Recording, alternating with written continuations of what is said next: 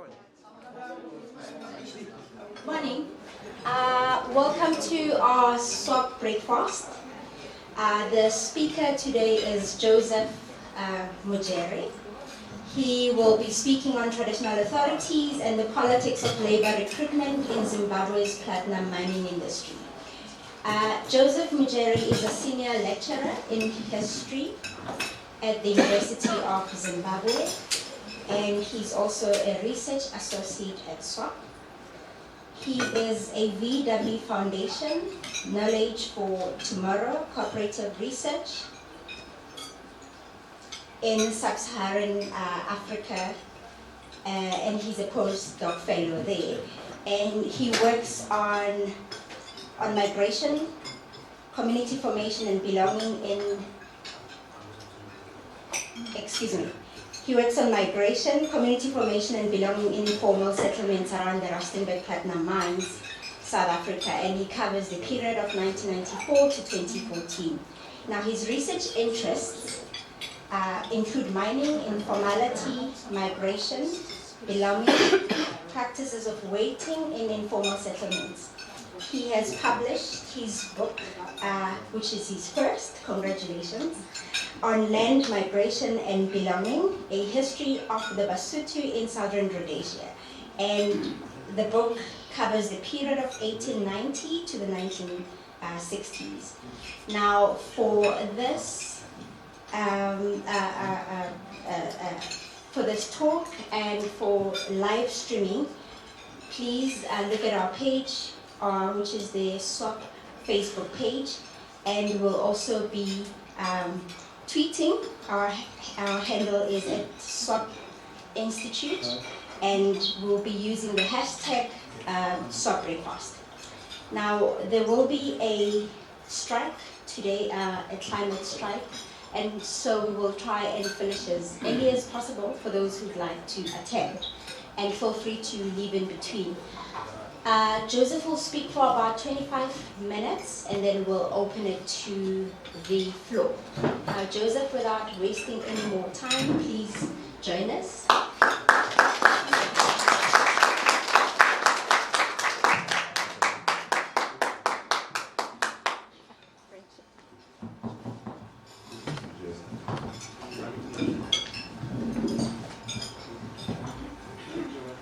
Okay, good morning. Thank you, Janelle, for those kind words. Without wasting much of your time, that's the title of my presentation. And I have to start by highlighting that this is a co-authored paper, and my two co-authors are Dara Chanakira, who is based at the University of Zimbabwe, and Sam Spiju, who is based in the Center of African Studies at the University of Edinburgh. And I also need to point out that this was not the first title that we had for the paper. And I had to go through some kind of co-authorship diplomacy. I wanted to have graves and land somewhere in the title, but the collective wisdom of my co-authors prevailed over me, because they felt that I overused those terms in my previous publications. I don't know what's happening. Maybe it's the ancestors or... Time's up.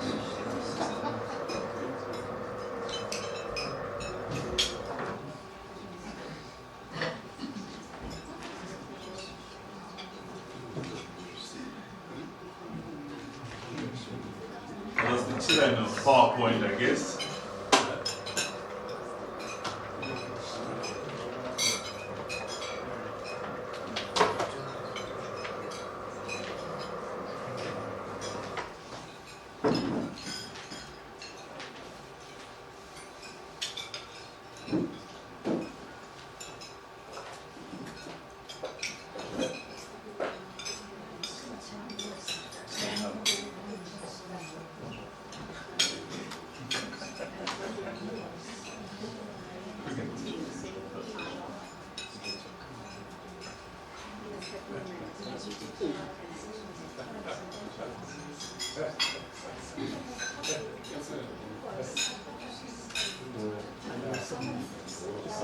doctor in some university in Japan, in Shibuya, actually, the UN University from what is considered with Cameroon.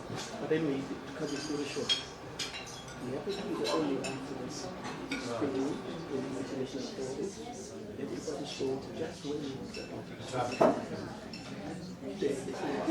and works. It was so.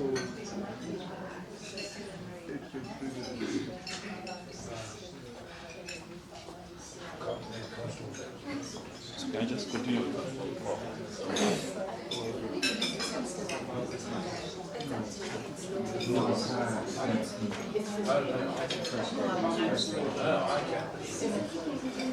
Maybe they use your time.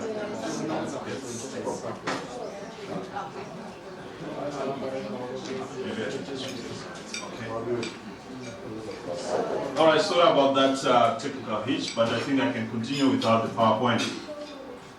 So, this paper examines the role played by traditional authorities in the local labor recruitment regime in Zimbabwe's platinum mining industry.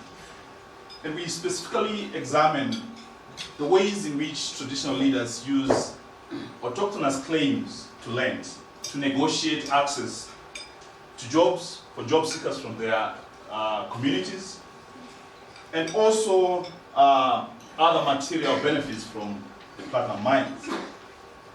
So the paper therefore examines the entanglement of autochthonous claims to land and belonging, mining-induced displacements, and the politics of labor recruitment. Okay, brilliant.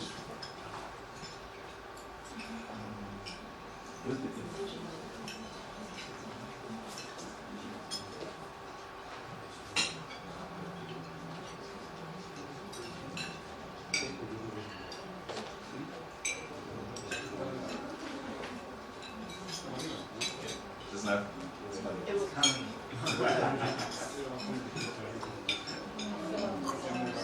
Okay. There we go again.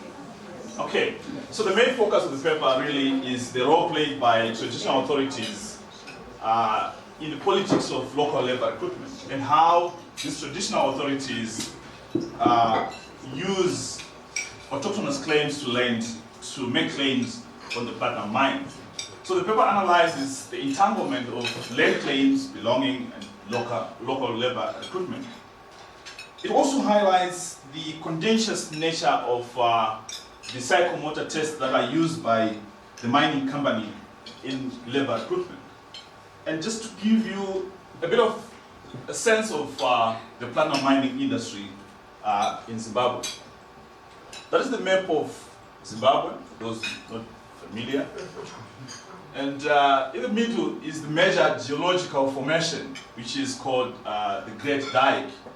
But I'm told that geologically speaking, it's not really a dike, but that's a story for another day. So there are four major complexes, geological complexes, where mining is happening.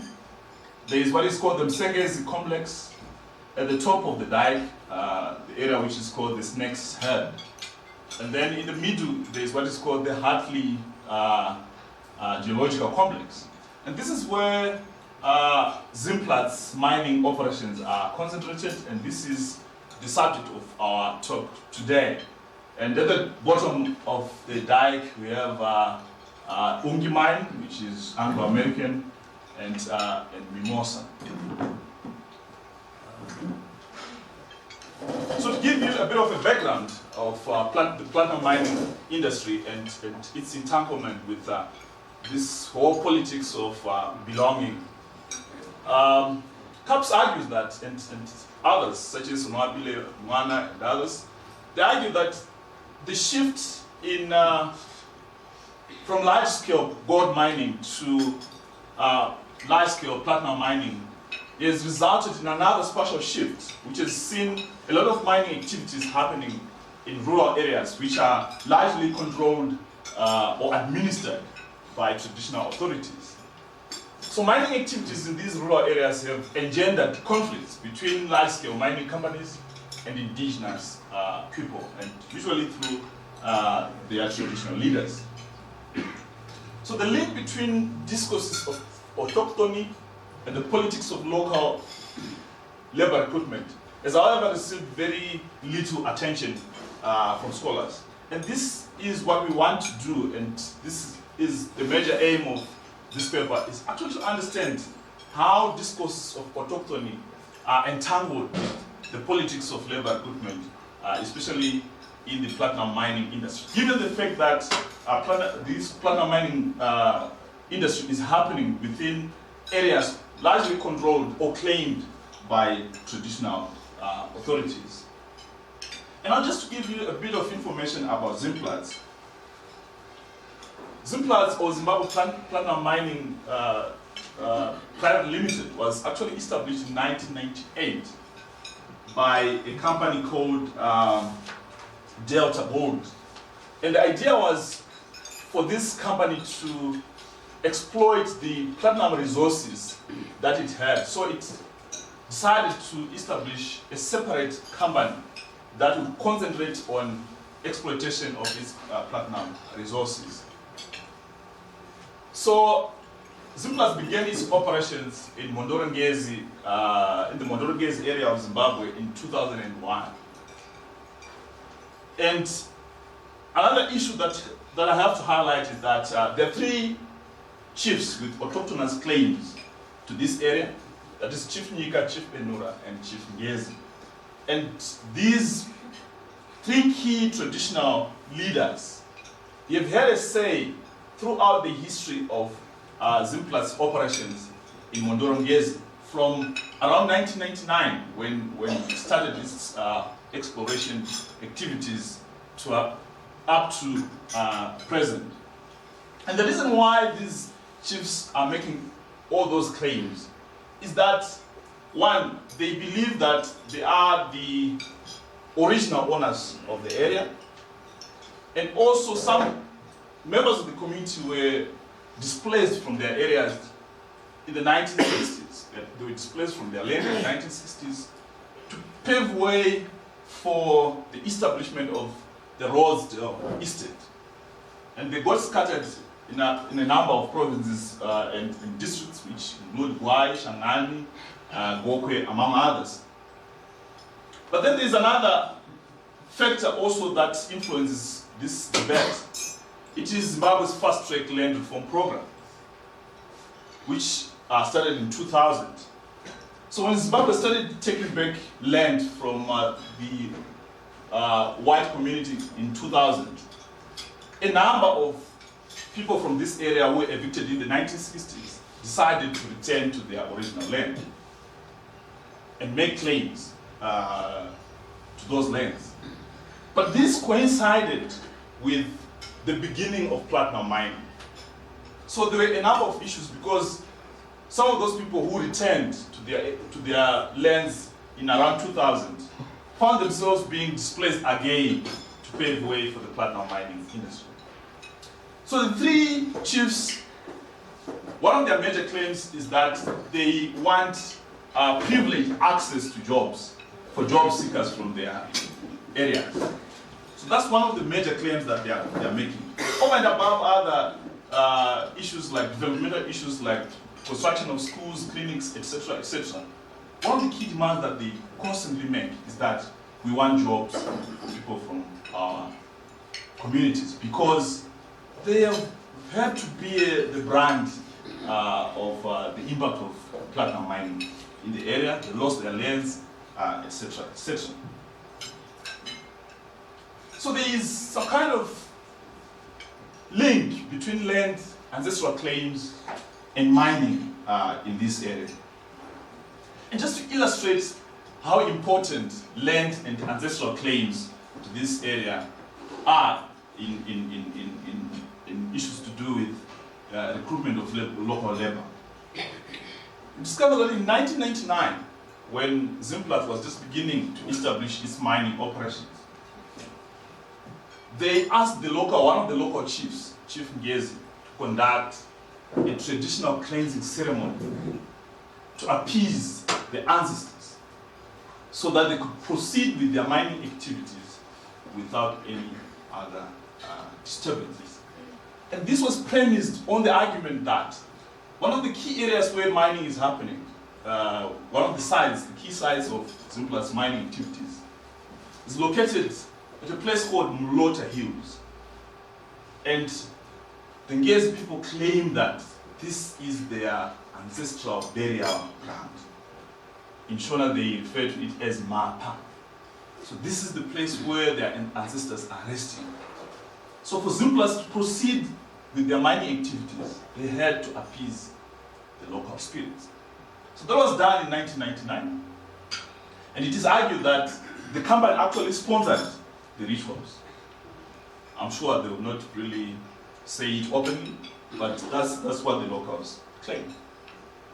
So by claiming the presence of ancestral graves at Mulota Hills, Chief Ngezi was, by extension, also making claims to the land and also the mineral resources that lie below the land. And it is against that background that we find the locals claiming that they are supposed to get privileged access to jobs at the mine. And they argue that in spite of all although Zimplas is engaged like any other mining company, they do a number of developmental projects through their corporate social responsibility programs, the locals still demand that over and above that, we need privileged access to jobs. And of course, it should also be understood within the context of the high unemployment rates in Zimbabwe. So just to quote from one of the key informants from the area, and this is a quote from the Herald in 2012. The guy was interviewed by a Herald reporter in 2011. There's nothing new that they have initiated here. They are referring to Zimbabwe. And they even employ very few of our own children because they say our children lack skills. The recruitment exercise is one that excludes our own, even in general level. Yet they do not train locals to acquire the necessary skills for the next intern.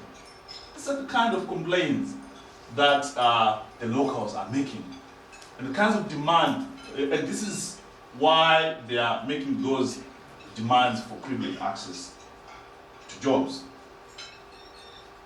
And these demands are actually made through the local traditional leaders. And in response to these demands, Zimplas decided to establish a local labor recruitment regime which is based or which is centered on traditional leaders. So the way this regime works is that a job seeker from any area amongst those three areas, they will register their name with their traditional leader, and the traditional leader creates a job seekers list. And then that job seekers list will be forwarded to the mining company's human resources department for processing. And this is not just happening in Zimbabwe. There's also evidence of similar arrangements being done in Zambia. But I also want to give you a bit of more information on how these job seekers lists work, the internal mechanisms of this job seekers list. One of the most important aspects of this job seekers list is that you have to get your name registered by your chief, and also you have to have your national identity card registered. And there's something very peculiar about the Zimbabwe national identity number or the national identity card. The number has two very important digits at the beginning of the series of numbers and at the end. The first number denotes the district of origin, and the last number denotes the district where you have registered. So, okay. So what it means is that your registration number identifies even the village where you come from. So it is easy for traditional authorities to identify who is local and who is not. Because once they ask you to produce your national ID, they would know that you come from here or you're not from that place. And this is one of the legacies of colonialism, I guess. But then, there are also corrupt activities that happen within this practice. For instance, a number of traditional authorities have been accused of taking bribes to facilitate employment of people from other areas. For instance, Chief Nika, when we interviewed him, he actually admitted that yes, I have facilitated employment of people from outside this area. And I've done that using my own discretion, because some people come to me and they really have a very difficult background and they're so desperate for a job. And when they talk to me and convince me, then I just enter their name or register their name in the local job seekers list and then submit it to the HR. But then others argue that no, it is because this guy, this chief is visually impaired. And his aides and his children take bribes from people in form of money or livestock to facilitate employment of non-locals. So the system is fraught with a number of challenges. And it is actually difficult to quite ascertain whether one could argue that this system is a good labor recruitment system. Other than that, well, it has good intentions when it was the people who established it had good intentions, but unfortunately, it seems it's not really working to their benefit. And I'll explain one other reason why it seems not to be working.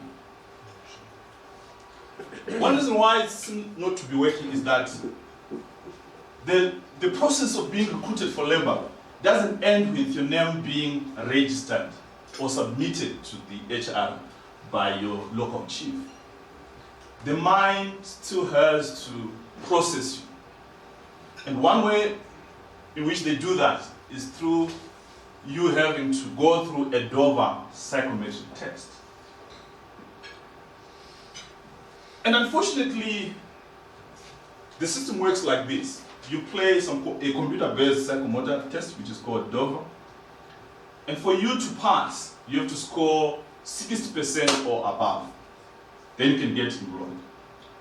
If your score is 50% to 64, you can only get employed as a contract worker for a period of not more than 6 months. But if you score below 50%, you are turned away. But unfortunately, you are not allowed to come back tomorrow and say, okay, I failed the Dover test yesterday, can I play it today? No. You have to wait for a period of 6 months. So what it means is that there are so many people who are always waiting at the gates or at home waiting to get employed. Because the local labor recruitment regime that is based on traditional authorities doesn't really guarantee you employment. What it just does is that it makes you, it facilitates your name being forwarded to the HR department. And then thereafter, you have to wait. And it doesn't also mean that when your name is submitted to the HR department, you are immediately asked to play the Dover and go for medical tests. No. You wait at the gates every day until your name is called. So in some days, they can call only 20 people, and there are more than 500 people waiting at the gates. And you don't even know whether they are going to call 30 people tomorrow or 50 people tomorrow. So it's actually fraught with so many challenges. And job seekers and traditional leaders often resort to a number of strategies to get access to, or to force the mining company to employ more locals. And one way in which they do that is through job seeker protests. It's actually very common, I think, even in South Africa's platinum mining industry. For instance, in May 2005, locals led by a spirit medium engaged in a community protest against Zimplats. And their main demand was that Zimplats had to employ more locals. And another demand was that Zimplats was supposed to compensate the locals who were being displaced to pave way for the expansion of Zimplats mine workers accommodation, which is called the TIF growth point. And the company responded really by promising to compensate locals and also promising to employ more locals. Like any other mining company, usually these are just promises. So what do if they do not turn to jobs with the Sika protest? Let me end by going back to the beginning. Remember at the beginning in 1999, Zimplats asked Chief Ngezi to appease his ancestral spirits so that no mine accidents or any other mishaps would happen. So if job seeker protests fail, the locals invoke the ancestral spirits. So they argue that sometimes we are forced to invoke the ancestral spirits to cause accidents and all kinds of mishaps at the mines. This is very difficult to prove, but the locals believe that they are very strong ancestral spirits who are the owners of the land and the custodians, and they can destabilize the mining activities. So in 2012, there were rumors that one of Zimplats' mines, which is called Bima Mine, was experiencing some structural problems. And the local spirit media argued that it is because Zimplats is not doing enough to employ locals who are the owners of the land. And if they continue doing that, there's going to be a major accident at the mine.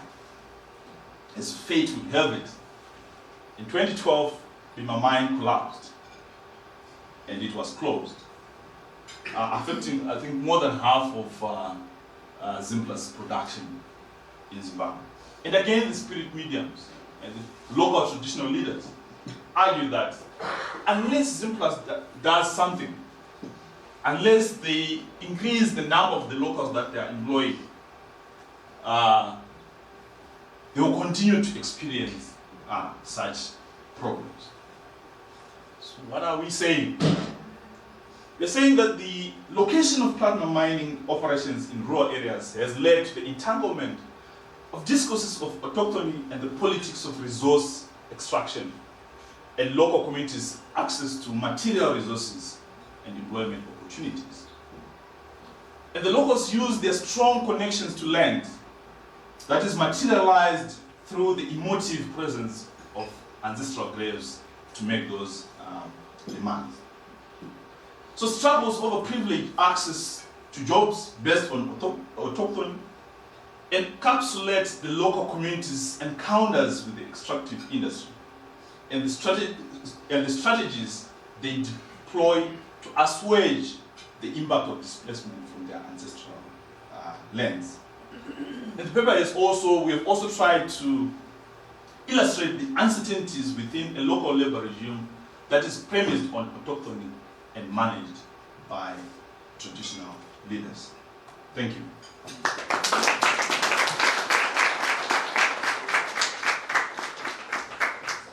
Thank you, Joseph, for an insightful presentation. We will take a set of questions and comments and we'll give it back to you to respond. Can I get a show of hands of people who'd like to pose comments or questions? So that's the first one. Please introduce yourself. My name is Chipo. Thank you for the presentation. I just want to hear what your comment is. Considering that all this recruitment is happening in a traditional kind of setup and it's traditional authorities involved, do you think women stand a chance in being on those lists, or it's more of the men only? The reason why I'm asking is because mostly in a typical Zimbabwean rural community, patriarchy is mostly very much intact. What chances or how often do women get to be considered in this list? Thank you. Anyone else who has a question or a burning comment?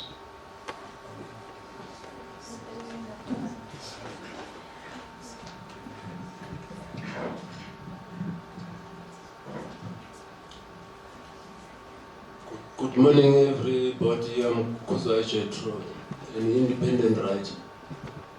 I'm just shocked and disappointed at how traditional leaders can exploit their own people instead of defending them against white monopoly capital.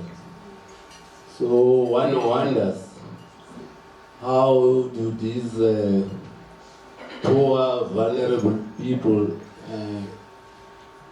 run to or get recourse? I just want to know, in such scenario, what is the remedy for those poor workers to seek recourse? Where do they go to if they are exploited by their own masters who are supposed to protect and defend them? Thank you.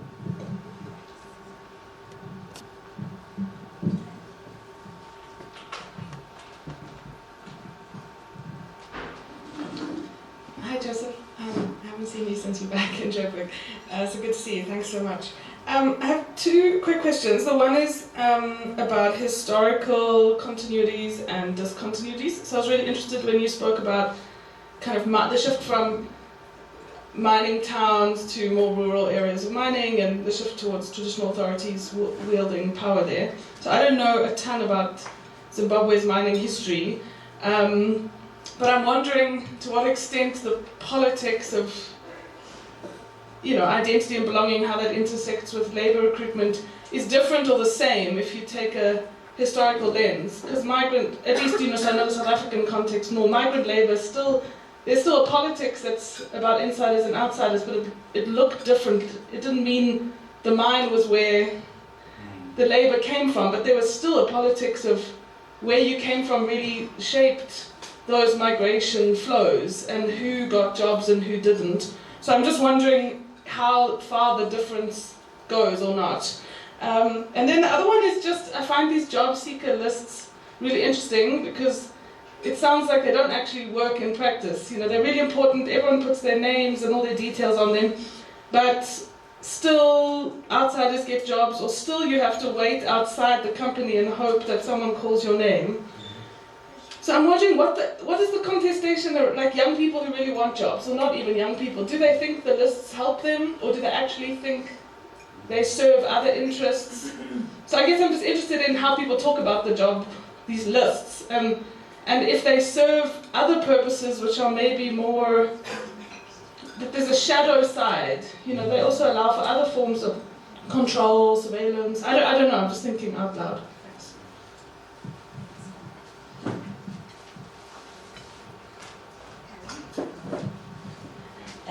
Thanks. Thanks for a very good presentation.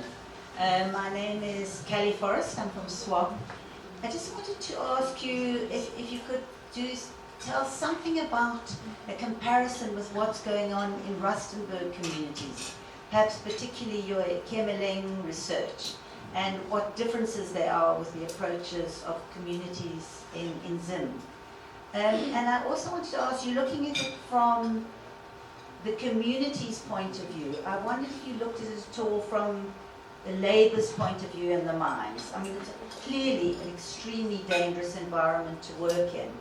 And I just wondered if there's any kind of resistance and maybe connecting up with the community over the way the mine is operating.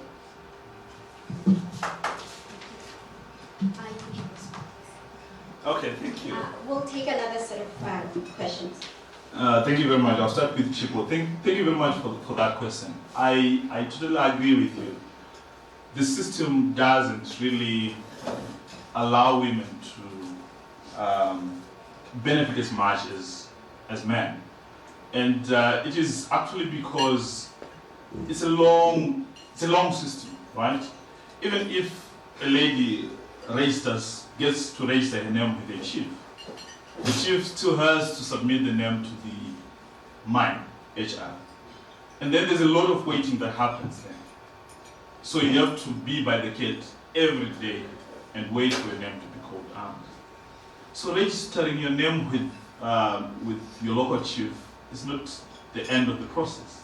It's just the initial part of the process. And also another challenge that women face is that there's a lot of exploitation that happens, both in the context of the traditional local authority, right? And also the mine human resources department. So sometimes people ask for all kinds of favors or even bribes. So it's really a huge challenge for women. And then Jethro, you said you are really appalled by the way that traditional authorities are exploiting their people instead of defending them against monopoly capital.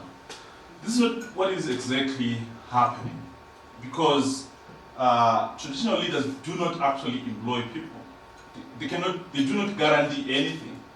What they just do is submit your name and argue that really and guarantee or confirm or validate that you indeed come from the local community. But that doesn't really guarantee you a job. You need more connections, maybe political connections, maybe connections at the mine, and you also need to pass the Dover test. And I must also add that there are people who have complained and they actually feel or believe that the mine manipulates the Dover system. They believe that it can put on intermediate or on hard, so that you either pass or you fail. I haven't been able to confirm that. I've written several emails to the Zimplats officials, but they haven't really responded to my emails. And then the one to do with the historical connections or between the old mine towns and the new rural setup, and whether we are not witnessing the same kind of politics of identity and belonging. I think what is making this a bit different is that although identity, ethnicity, and belonging were critical issues, even in as far back as the Witwatersrand era, here we are witnessing a situation whereby people who are located within the proximity of the mining operations are arguing that we are locals because we belong here, and one or two people have been displaced from pave way for those mining operations. So we must get a preferential access to land, to jobs. But then there's another layer to it, which is to do with the skills. Most of those local people who are living in the rural areas, they do not have the requisite skills. So they end up having to fight for a very few casual labor kind of jobs. But I would say that I think overall it's the same system, it's the same politics of identity and belonging that is happening in these new mining operations in the platinum mining industry. For instance, even amongst the locals, there are those who claim that we are the real autochthons, and you are the retainees. You were displaced and went to Gokwe in the 1960s. You only came back because of the land reform. So your belonging is kind of not firm, not set on firm ground. It's quite contested. So there are contestations even within the local communities. There are even contestations amongst the three chiefs. For instance, when Chief Ngezi performed those traditional rituals, other chiefs argued that we came to this land first. Chief Ngezi was a latecomer. He was not supposed to do any ritual ceremony. So it's a whole lot of contestation that are happening at several levels. Then Kali, you asked me to try to make a comparison between what is happening in Zimbabwe and what is happening in Rustenburg. In the Rustenburg, in the informal settlements in Rustenburg, there are indeed local labor recruitment regimes. And these are based on what are called unemployment forums, which are organized usually by the councillor, and they are a committee of 10. And in Ikemeleng, where I've been doing research, these committees have been able to establish a working relationship with local mines, where they get notice that, say, a certain mine wants to employ 10 people. And then the unemployment forum will say, okay, we are going to submit, say, 15 names. So the unemployment forum runs a kind of a database and also forwards names to the mine in the same way that traditional leaders do in Zimbabwe. But where there's a difference is I think the success in which, the success of these two different local labor recruitment regimes. For instance, in Ikemeleng, the unemployment forum is able to guarantee success because they actually attend they send a representative to observe the interviews, right? So even if the people the names that they would have submitted to the mine, even those people fail the interviews, they're able to supply another set of names. So with unemployment forums, I think they're more successful because they're even able to observe the interviews. But with traditional leaders, they can only submit the names to the human resources, and that's the end of their part. Yeah, I think I will take another set. Yes, I put a voice. Yes, but first I thought I should abuse my position as king and pose a question. You spoke about that at the beginning of mining there was a ritual or a ceremony to speak to ancestors. And I was wondering whose ancestors are being spoken to or are evoked in the process, because you mentioned that there's 3 chiefs in the area. And on the one hand, ancestors are evoked because people want jobs, but on the other hand, ancestors are also spoken to because people are not getting jobs. So what you see is that ancestors are actually being placed at loggerheads. But now what I'd like to know is exactly whose ancestors are being appeased here, given that it's 3 different chiefs who probably come from different lineages. Now I'll pass on the...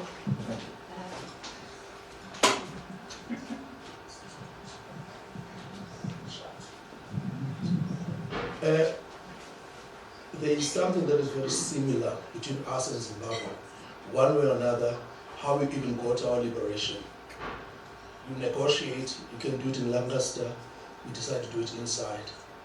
Many a time, you advise us on how to go about it. Today, we look like we're different, which is not true. Now, I want to know, what, if any, is the difference between Ingonyama Trust and what is happening in Zimbabwe? Please cut it down to the chase. I want to know if there's a woman there who's our Jesus Christ, a black woman, African, okay, very rural, who carries the emer, what do you call it? The bucket, yeah, to go and fetch water. When the man is somewhere in the mines, keeps the home fires burning. That is our Jesus Christ, our modicum, our measurement of what we think development should be. What if there is any difference between us and you, Ngonyama Trust, and what you are doing in Zimbabwe with all your land you've got?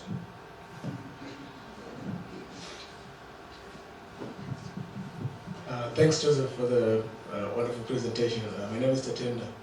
I like Dineo, I just want to maybe pick your thoughts around this idea of ancestral spirits, because maybe we all know ancestral spirits are appeased regularly. It's not a once-off thing, is it?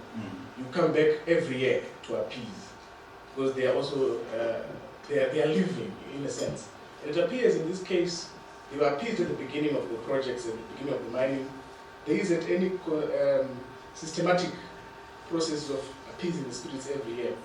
And I want to juxtapose this with how mining companies and other forms of capital have been operating in Zimbabwe. So, Londro, under Tiny Roland, were very notorious in terms of appeasing the spirits. They would finance the cattle, they would finance, bringing powerful spirit mediums from different parts of the country to appease the spirits.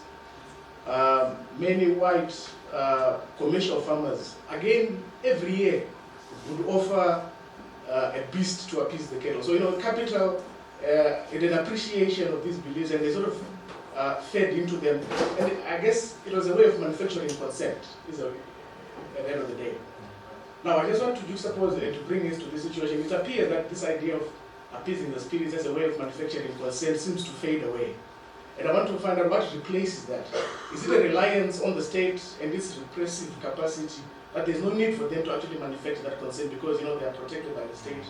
Any kind of dissent is just crashed away, So just to speak a little bit about this idea of appeasing ancestral spirits and their role, especially in terms of manufacturing consent. That's my small comment.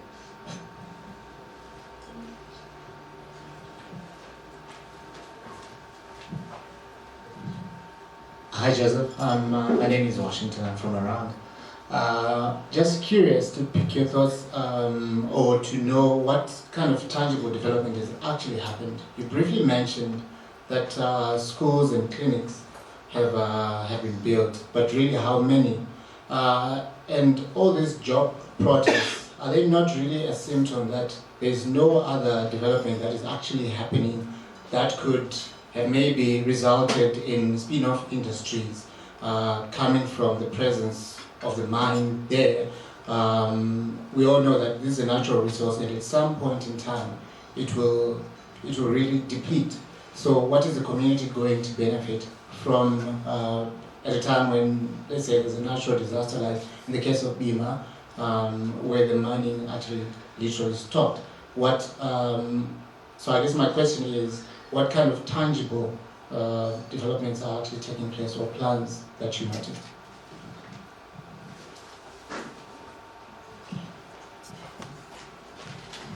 All right, thank you very much. Your question was about whose ancestors are being appeased here, since there are three traditional leaders. Initially, it was Chief Ngezi's ancestors.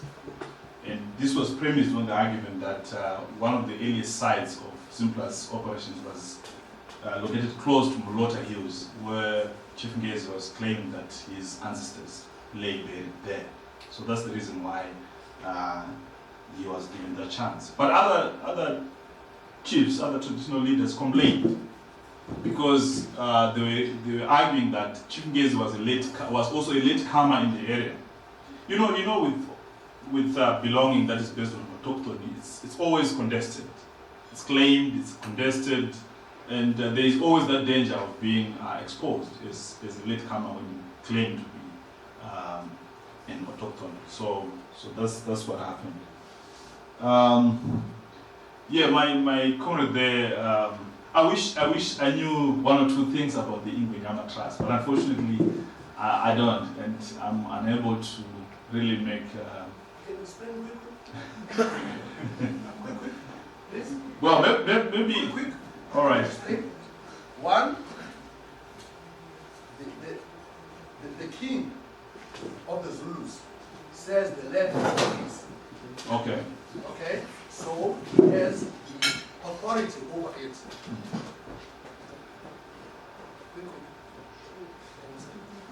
The king of the Zulus, and I'm Costa. My own Buddhist. Okay? The king of the Zulus says, I can hear you. let's go.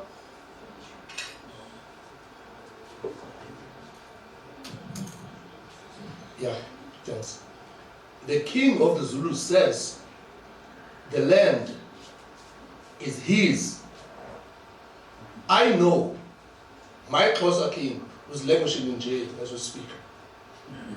And like others, he says, I only hold it in trust. on behalf of the community. This is a dilemma that we have right now. I don't know how much that goes into the Zimbabwean society as we speak. So basically, I want to know who has what rights, who owns what between the king. Does the king have the final say, even if the community says no? Okay, my short answer is that no traditional leader has the final say, because the land belongs to the entire community. And the king doesn't have it. Well, we have no kings in Zimbabwe, but well, the chief doesn't have the final say in all that, because he has to consult with the council and also he has to consult with the entire community. Now back to Tatenda, you highlight a very interesting aspect that even Lonro used to consult and try to appease the local spirits regularly. Why is it that it's not happening more regularly? I think it's because the mining companies are not sincere when they do that. They do that just to solve an immediate problem. For instance, initially they realized that there were memories amongst the people in Mondorongezi who didn't like the idea that they were being displaced to pave way for mining activities. So Zimplats had to negotiate and talk to the locals and say, no, this will benefit the community, etc., etc. Until the traditional leaders say, okay, then we have to speak to our ancestors and tell them that this is what is going to happen, right? But unfortunately, they do not do that regularly. And I think at that initial stage, they actually built houses for chiefs and bought them cars. But I also want to mention another issue, that after the 2005 job seeker protests, Zimplats, one of the chiefs said it was because all these problems are happening because you only appeased the spirits of the Ngezi. You didn't appease the spirits of other chiefs. So I'm told that Zimplats again provided some funds for another secret ceremony to be held. But I think it's just them, or it's just monopoly capital, just trying to manufacture consent and make sure that they can proceed with their exploitative extraction of resources. Otherwise, I don't think anyone in those boards believe in ancestral spirits and believe that any mine accident is caused by ancestral spirits. Because I remember Zimplats arguing, they were giving very geological explanations of how and why Bima mine had collapsed.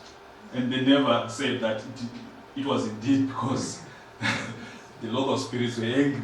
So I don't think that when they do that, I don't think that they're sincere. They're doing that because they just want to make sure that these locals are quiet and then they can proceed with their exploitation of resources. Now to Washington, your key question was, are there any tangible developments that are taking place? Well, I'll say yes and no. Yes, in the sense that there are a number of schools that are being built by Zimplats, and over and above that, they're also building a number of clinics. And also, after the 2005 job seeker protest, Zimplats also established a number of cooperative projects in the communities. For instance, there is a goat project that they started, that they sponsored, a boar goat farming project. So they're doing a number of projects, but I don't think that it's enough.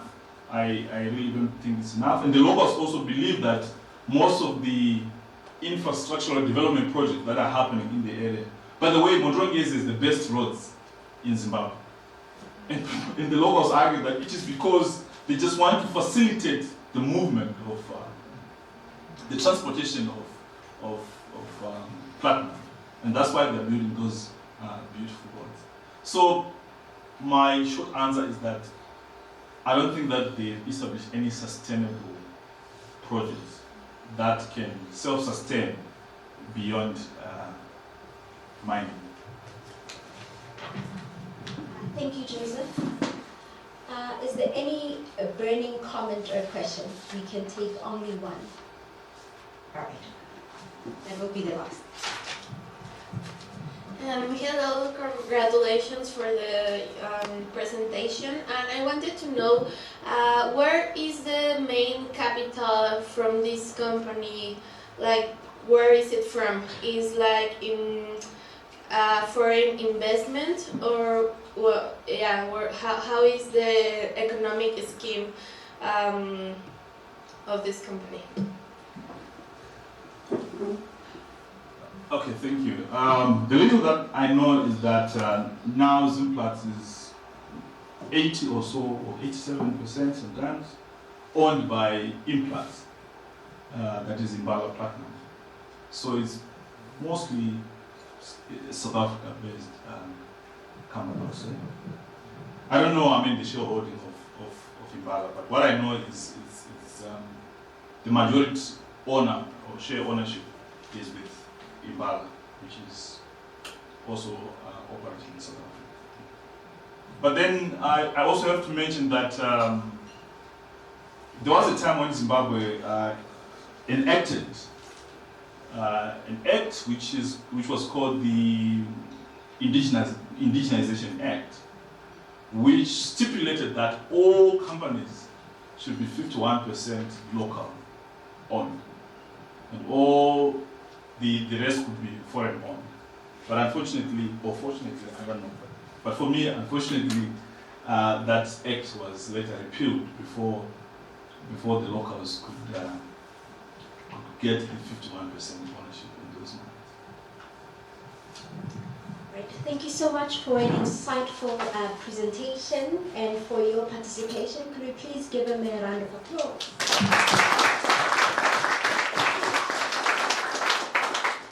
So we have two more SWOP breakfasts this term. One will be on the 4th of October on the just transition from coal, and we'll have another one on the 18th, which is our last 18th of October, which will be on the right to food. Well, thank you so much for your attendance.